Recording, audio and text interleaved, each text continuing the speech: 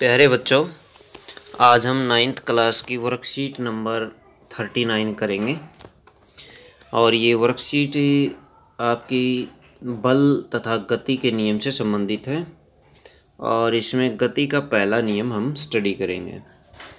जिज्ञासा: दीदी, चलती बस में ब्रेक लगाने पर हमें आगे की तरफ झटका क्यों लगता है? ज्ञान: इसका उत्तर हमें न्यूटन के गति के पहले नियम से मिलता है। इस नियम के अनुसार प्रत्येक वस्तु अपनी स्थिर अवस्था या सरल रेखा में एक समान गति की अवस्था में बनी रहती है जब तक कि उस पर कोई बाहरी बल कार्यरत न हो। इसे जड़त्व का नियम भी कहा जाता है। बच्चों, जो गति का पहला नियम है उसे जड़त्व का नियम भी कहा जाता है। और जब तक किसी वस्तु पर कोई बाह्य बल कार्यरत नहीं होता या जब तक कोई बाहरी बल नहीं लगाया जाता तब तक वो वस्तु अपनी उसी अवस्था में बनी रहती है। किसी भी वस्तु का वह प्राकृतिक गुण जो उसके विराम या गति की अवस्था में परिवर्तन का विरोध करता है वह जड़त्व कहलाता है।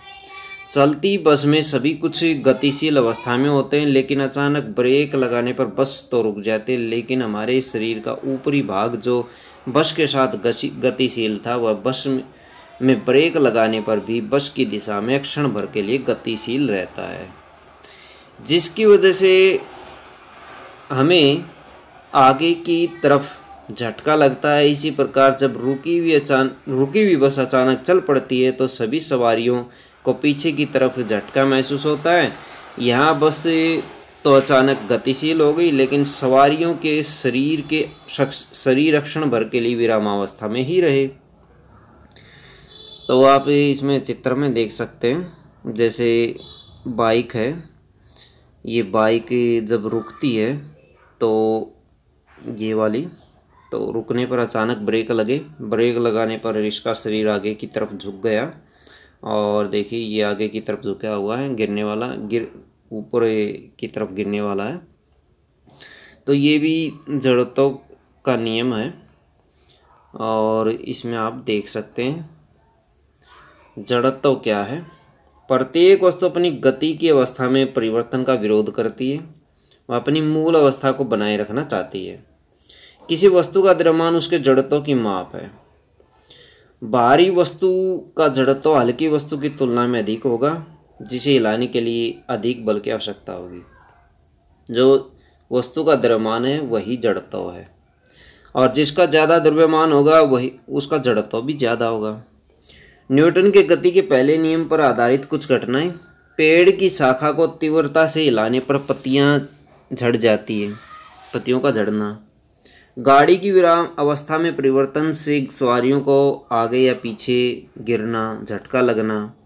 कालीन या चादर को डंडे से पीटने पर धूल का अलग हो जाना।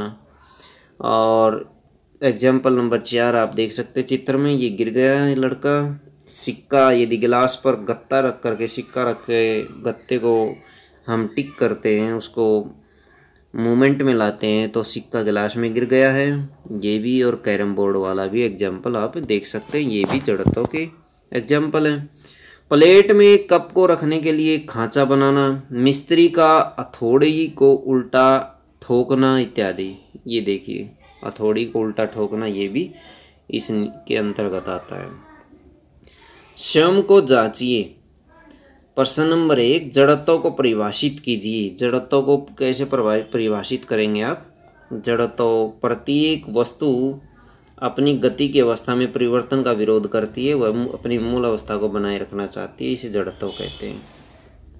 गति का पहला नियम उदाहरण सहित लिखिए। गति का पहला नियम आप लिख सकते हैं, ये गति का पहला नियम है। प्रत्येक वस्तु यहाँ से लेकर के, प्रत्येक से लेकर के, और ये वाली लाइन इसमें आ जाएगी और यहाँ तक इसको आप ले सकते हैं। नियम जड़त्व का नियम भी कहते हैं। तो ये गति का पहला नियम है। प्रश्न नंबर 3 है, किसी रुकी हुई बस के अचानक गतिशील होने की स्थिति में उसमें खड़ी सवारियाँ किस तरफ झटका महसूस करेंगी? अगर ये रुकी हुई बस अचानक गतिशील हो जाती है तो सवारियां पीछे की तरफ गिर जाएंगी, पीछे की तरफ गिरेंगी। वो जड़त्व की वजह से है, क्योंकि सवारियों का नीचे वाला हिस्सा गाड़ी के साथ, बस के साथ मूवमेंट में आ जाता है, मोशन में आ जाता है, जबकि ऊपर वाला हिस्सा स्थिर रहने की कोशिश करता है। इस वजह से सवारियाँ पीछे की दिशा में गिरती हैं। प्रश्न नंबर 4, निम्न में से किसका जड़त्व अधिक होगा? कार और बस में से किसका अधिक होगा? बस का द्रव्यमान अधिक है। साइकिल और मोटरसाइकिल में किसका अधिक होगा जड़त्व? मोटरसाइकिल का, क्योंकि मोटरसाइकिल का द्रव्यमान अधिक है। ठेला गाड़ी और रेलगाड़ी में रेलगाड़ी का जड़त्व अधिक होगा, क्योंकि रेलगाड़ी का द्रव्यमान अधिक है। तो बच्चों ये थी आपकी साइंस की